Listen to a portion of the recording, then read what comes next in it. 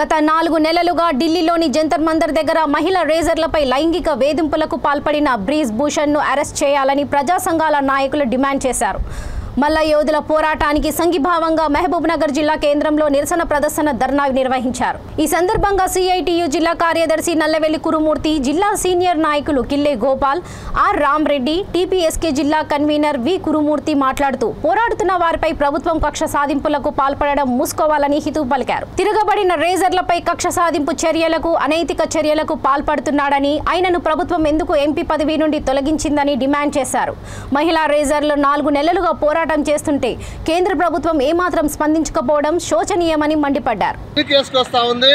ఒకవైపు బేటీ పడావో బేటీ బచావో అన్నటువంటి నినాదం ఇస్తున్నటువంటి బీజేపీ ఈరోజు మహిళలుగా దేశానికి కీర్తి పథకాలు తీసుకొస్తున్నటువంటి మలయోధులపైన లైంగిక దాడులకు పాల్పడుతున్నటువంటి బ్రిజ్భూషణ్ ఇప్పటి వరకు ఆయన పైన చర్య తీసుకోకపోవడం, ఆయన అరెస్ట్ చేయకపోవడం అంటే దీంట్లో ప్రధానమంత్రి యొక్క ప్రమేయం ఉందని చెప్పేసి ఈరోజు ప్రజా సంఘాలు, మలయోధులు పెద్ద ఎత్తున దేశవ్యాప్తంగా ఆయన అరెస్ట్ చేయాలని ఈరోజు దేశవ్యాప్తంగా ఆందోళన చేస్తూ ఉన్నా. వీరి విషయం ఇప్పటికీ 4 నెలలుగా వాళ్ళు జంతర్ మంతర్ దగ్గర ఆందోళన చేస్తూ ఉన్నారు.